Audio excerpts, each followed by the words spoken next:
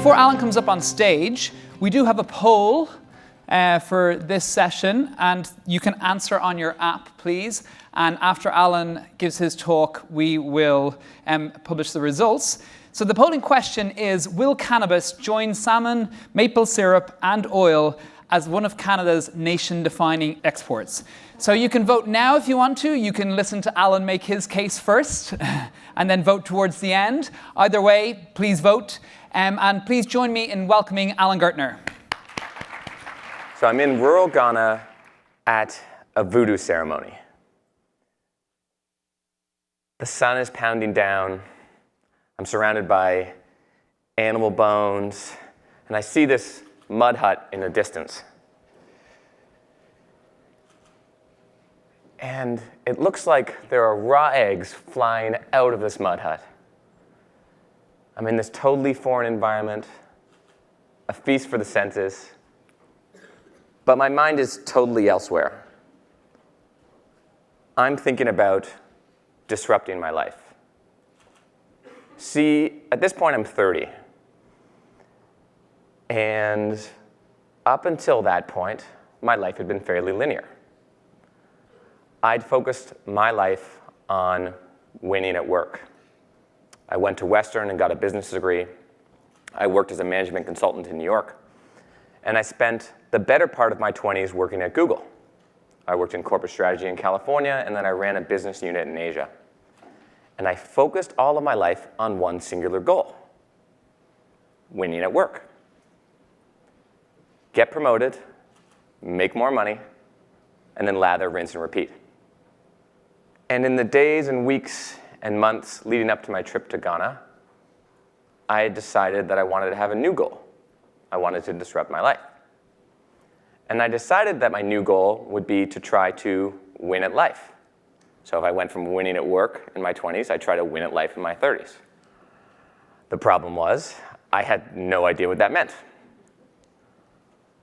So in classic fashion, to someone who spent their formative years working at Google, I decided I'd do a database project.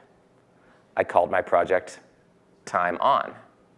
And so every day, for months and months, I documented every single thing I did. Who I talked to, what I talked to them about, what the weather was like, whether I shaved or not, everything. How much money I spent, what I spent it on, how that money made me feel. And then I scored how happy I was, how fulfilled I was, how meaningful my day felt. And I learned a couple really important things. As patterns started to emerge, I learned a lot about myself and about my next journey. And one of the most important things I learned was that I wanted to take on big challenges. And when I took on big challenges, despite the stress, my life felt more meaningful. So I quit Google to take on a big challenge. And that big challenge was the cannabis industry. So the marijuana industry is a fascinating new industry. Never before in my lifetime has an industry emerged with a pre-existing user base. It's already the case that more marijuana is sold than candy is sold in Canada. According to Acro Capital, the marijuana industry is an over $100 billion industry. That means the marijuana industry is bigger than the tobacco industry. The majority of Canadians support legalized marijuana. Majority of Americans support legalized marijuana. But despite the universality of cannabis, marijuana exists in a very singular culture. Every marijuana logo is green. Every single marijuana logo has a leaf in it. So if the majority of Canadians and Americans support legalization, and the industry is bigger than tobacco, how could we assume that there's only one kind of customer in marijuana? That there's only one kind of business suitable to this industry?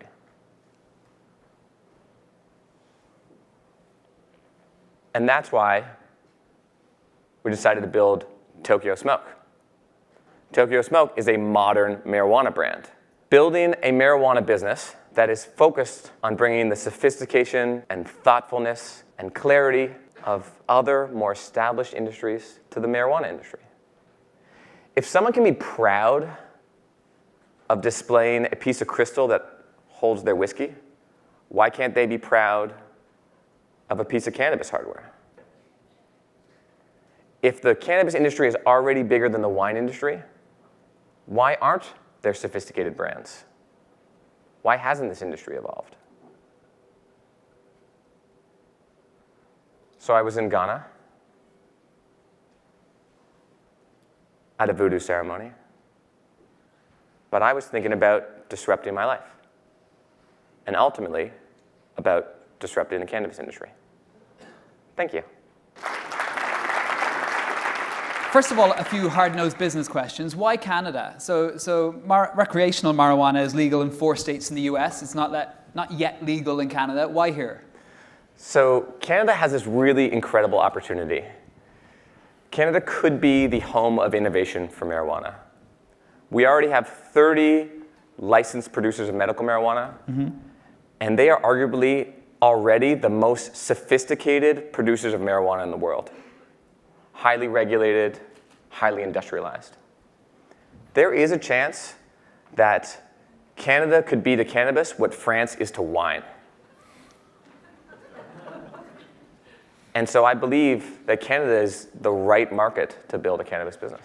Right. And talk me through the brand problem, because what you've outlined there is definitely a problem that you would need to tackle if this is to be managed successfully. So how do you get away from the sort of stoner culture and make it a more professional looking brand? Yeah. I mean, this is kind of funny, but it's also a serious business. This is a $100 billion industry, right?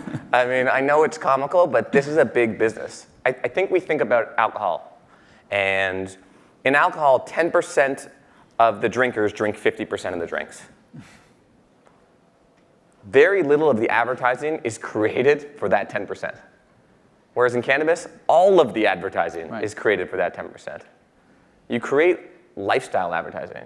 You create brands that acknowledge that people who drink aren't defined by drinking. And you can do the same thing in cannabis. That's part of the whole purpose of our business. So we operate these high-end head shops and coffee shops. For the most part, you would never really notice that this is different than any other great retail experience. There's this excellent anecdote noticed in the US that in legal marijuana markets like Colorado, when a couple go shopping for cannabis, the woman stays in the car and the man goes into the store. Because women have a better understanding and appreciation for good retail. The stores are terrible in the US. They're a terrible experience. And for the most part, a huge innovation in cannabis will be making the process feel more normal. And how do you do that in practical terms? Because this is so entrenched at this stage. Practically, what can you do to change that? I think the nomenclature can change. The name of strains in cannabis is still inane. It's pretty hard to go buy marijuana and buy a strain that doesn't sound like it was named by a 13-year-old boy. Mm-hmm. And so I think a huge part of the change will be nomenclature. Names that help people understand what experience they're getting. And also education. So a new nomenclature and then teaching people what the experience can be like. And recognizing that it's not just stoner culture. In legal states in the US where marijuana is available recreationally, a huge portion of consumption is not smoking. 40% of sales are oils and edibles. They're not the classic joint smoking, unproductive dude. And talk us through, just quickly, the sort of the legal process that you face here in Canada over the next couple of years. So recreational marijuana, at what stage do you think it's going to become legal in Canada? I wish I knew. I believe that it's happening and happening soon, but I recognize that it's a very complex problem. Yeah. And it's not going to happen overnight. But we have a really sophisticated and really thoughtful medical marijuana program. So I know that Canada has the potential to put in place a really sophisticated and thoughtful recreational program. One final question for you, and we've been talking ahead of today, and you talked about the personal journey that you've gone through, going from the sort of prestige of a job at Google and all that brought with it, to what you said, in effect, becoming a drug dealer, is how people view this. Yeah, totally. Talk us through that a little bit, because that has a very strong impact on I mean, this is interesting in terms of disruption, you know, and personal, the personal experience of that disruption. Yeah, I think taking on big challenges is uncomfortable. And I had to be ready for this discomfort. And part of the normalization process is people moving past stigmas. And I thought that if I could stand up and say that I believe this is going to be a big industry, I believe this is going to be normal, and I'm, for all intents and purposes, a thoughtful and intelligent person, that I could stand up for part of this movement and make sure that this revolution was going to be a thoughtful one. I mean, for me, that's one of the most important things. I suspect you all know this, but legal marijuana is coming to Canada one way or another, and it's coming to the world. And so I think it requires intelligent and thoughtful stewards to make sure that this revolution works well. And if that means I have to take a little personal heat for being perceived as a drug dealer, I'm okay with that. All right, excellent. Well, it's been fascinating. I just want to ask, can we bring up the results of the poll and see what the audience think? Will cannabis join salmon? Oh, very close. Oh, very close. Oh, you guys should have been surveyed after I talked. I feel like that would have been more helpful. That might have changed if we just ran the poll now. Well, Alan, thank you very much. Really appreciate it. That was fascinating. Thank you.